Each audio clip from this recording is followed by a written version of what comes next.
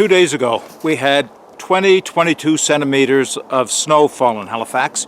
Respectable, not a big storm, but you know, nice to see. That was great, but then it was followed by 12 hours of freezing rain. So what ended up happening is the snow was compacted and now has a layer of ice on top of it. Now, just to make things a little trickier and a little bit more challenging, there was already ice underneath that from a previous freezing rainstorm. So I debated coming out today whether or not I'd bring my snowshoes because I haven't had a chance to use them all winter. Very disappointing, not enough snow.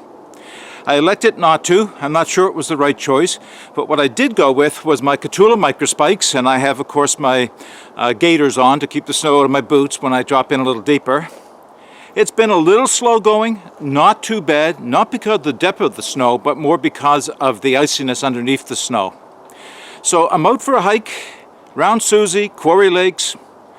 No specific agenda today. I am looking for maybe a few resources if I can find a little bit of spruce resin or pine resin. I did find some already. I should have turned the camera on, I guess, to show myself recording that. I am also looking to see what winter mushrooms might be out. Specific polypores, like Ganodermas on trees. The red-belted polypore is the one I'm looking for because I want to introduce you to that at some point.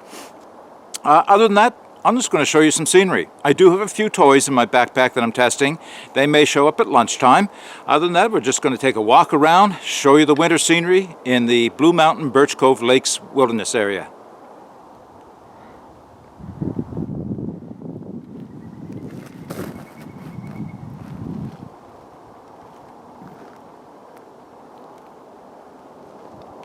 The horsehoof fungus. Most people think of the horsehoof as just a great fire starter, which it is. It does have to be harvested from the tree. It does have to be dried off. People often use the top layer, the trauma layer, to make fire starter from, but I've used the whole thing. It will carry a coal and it just, you know, continue to smolder if you want to carry it from one place to another. Again, it does have to be dry.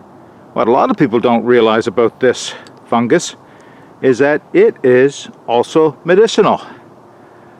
And this old birch tree has some good examples on it. I may take one or two. They're not something I use on a regular basis in my medicinal cocktail, but they're a nice addition, and this is a good find.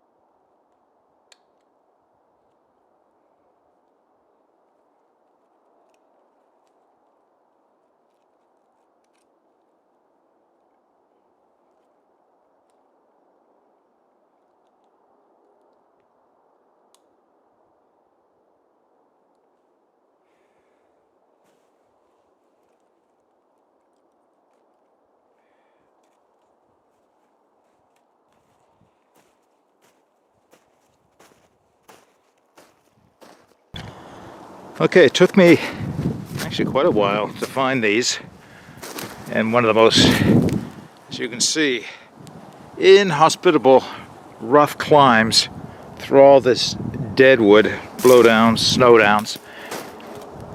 Big old, I thought at first it was a pine tree, but it's not, it's a dead spruce tree. Let's get in a little closer. 2 good size specimens of a red belted polypore. Oh, a little older, but you can still see the red along here. I've got a better specimen at home I'll show you, but these are still very good specimens of red belted polypores that I'll harvest. See if I can't set the camera up and take them off the tree here. Alright. Normally, so I can clear away some of this branches. Normally these things will come off quite easily. Either a good downward push or a good upward pull. But since how frozen everything is, if they don't come off easily, I do have something I can pry them off with. Let's just see. Oh yeah. Yeah, they're on. They're pretty solid. Let's see what I can do with my foot.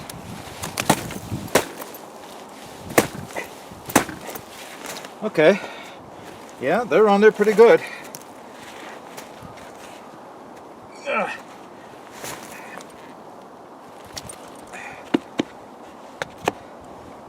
Okay. Plan B. All right, plan B is the Tereva scramma.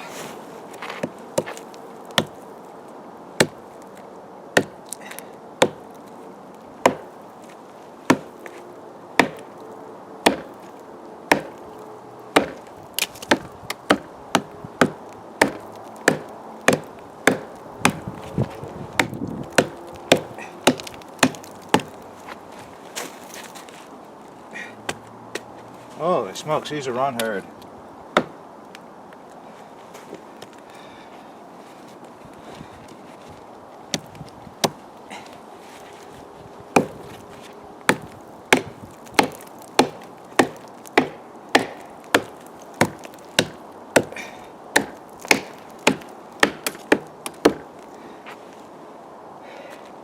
They are big. There.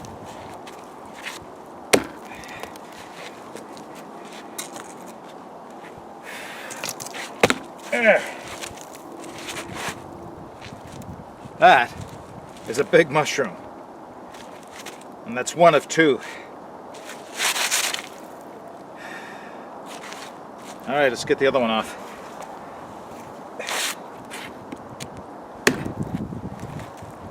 Oh, that came off easy.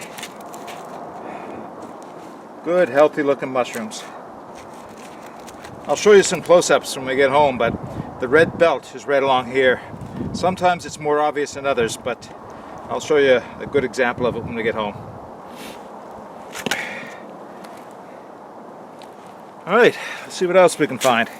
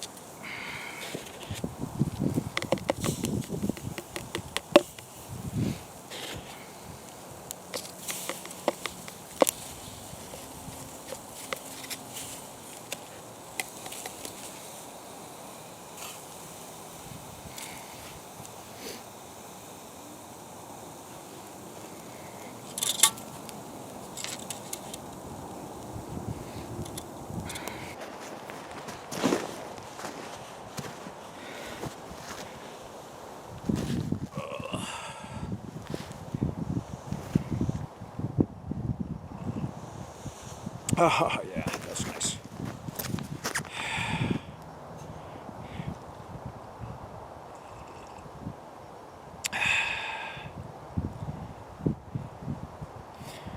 Mid-afternoon, been on the trail for 5 hours, I guess.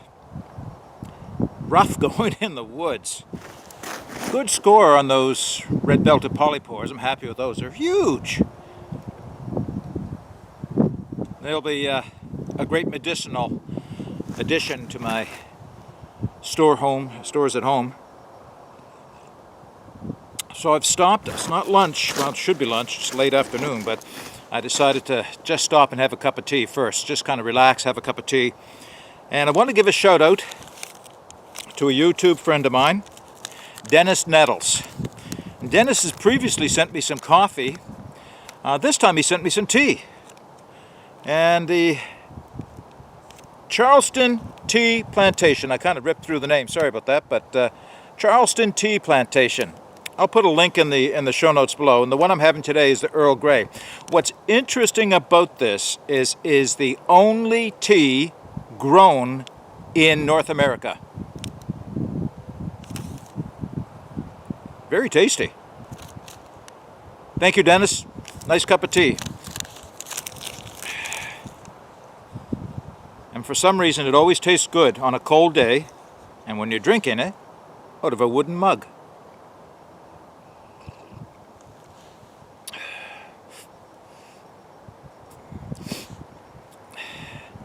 Thought I might find some open water somewhere, and I did, unfortunately, the wrong way. My foot went in up to my knee. Good thing I had the gaiters on. My feet are a little wet. I do have spare socks, but I don't think I'll need them. But nothing nearby. I'm sitting on, okay, maybe you can see it over my shoulder, the flag. I walked out onto Susie Lake to a small island, and the island's not so far out that people can't swim to it, I guess, if they want to, or certainly canoe out to it. And the center of this island has been, there's not a tree in the center area. Well, it's not true, there are a few trees, but most of the good trees are gone, because this is a place that people like to camp. And there's remnants of, well, the camera right now is sitting on top of some rocks of a large fireplace here, covered in snow. Canadian flag flying off the tree behind me. And a few other remnants, some old barbecues and things. But it's a nice spot. I'm sheltered a little bit from the wind here, but it's just a nice spot that I could find just enough firewood. And you don't need much with a Kelly Kettle, because that's what you saw me making my tea in. You don't need a lot of firewood with that, and that's the beauty of it. That's one of the toys I've been playing with. You may have noticed the backpack.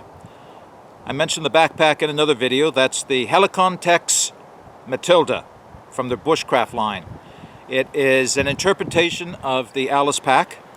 I've been using it now steady as my one and only backpack, except for the days that I've had the Bushcraft satchel out. And yeah, about 5 months. I'm thinking about 5 months that I've been using it, and I have been regularly overloading it. Not so much intentionally, it's just when you go out to film YouTube videos, you got to take along extra equipment. So I've had a good amount of weight on it. I'm starting to get a very good opinion of it. There were some modifications I made to it, and I'll show you all that. It is not perfect by any means, but it is, well, let's put it this way. I'm coming to depend on it. I'm coming to enjoy it. It has a few shortcomings, which when I do the review on it, you'll see. Nothing that makes it a deal breaker. It's something you know, if you're looking for a backpack, this is a good option. What else? Oh, the Kuxa itself is from Uberleben.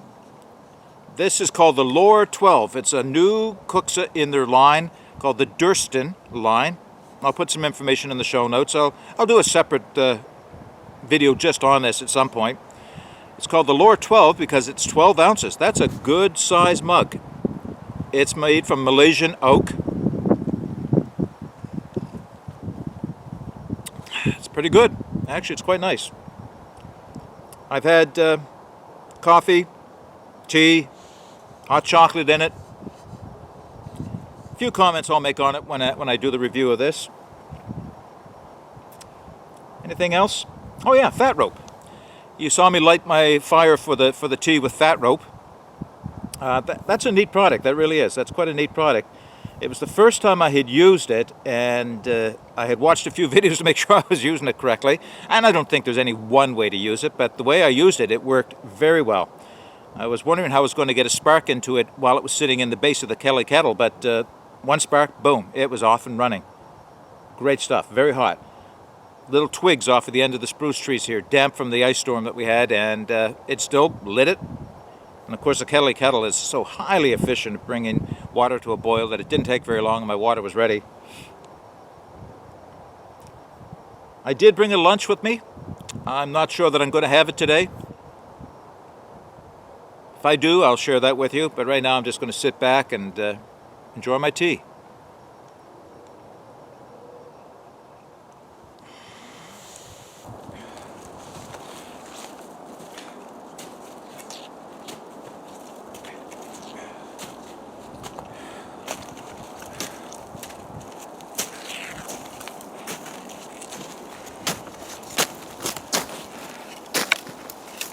Oh my, that was my workout.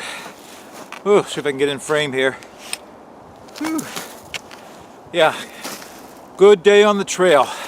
Long day on the trail. A lot of bushwhacking, exploring areas that I hadn't been through, at least in the winter. In some respects it was easier because the snow made for better landings when I fell, and I did, often. But it also made for just slow going, slow pushing. I didn't get near as far as I had hoped to get. Didn't do everything I wanted to do. But then again, I really didn't have a specific agenda. I'm quite pleased that I found those two huge red-belted polypores. I don't know if you can see. They are at the top of my backpack. They must weigh 7 pounds each. So my backpack is definitely exceeding its limits, its expectations. But I'll show those in another video. I'm going to do a separate video entirely on red-belted polypores because I think they're quite an interesting fungus. I didn't cook a lunch up today, but I had a couple of energy bars and I had a nice cup of tea thanks to Dennis Nettles. Played with a few of my toys, which is what I wanted to get out and do. I can't do reviews if I don't get out and use them in the woods. So that's what I did. It's about 4:30 in the afternoon now. The sun is, well, yeah, no, we got another hour or two anyway. But it's time for me to head back up the trail. I've still got another half hour before I get out of the woods. And I'm tired. I'll be honest, I'm tired. But that's okay. That means I'll sleep well tonight, I hope. Okay, folks, if there's anything else that I find that I think you'll see of interest, I'll turn the camera back on. Otherwise, we'll see you on the next one. But in the meantime, get out and explore. Take that path less traveled. It'll make all the difference. Bye for now.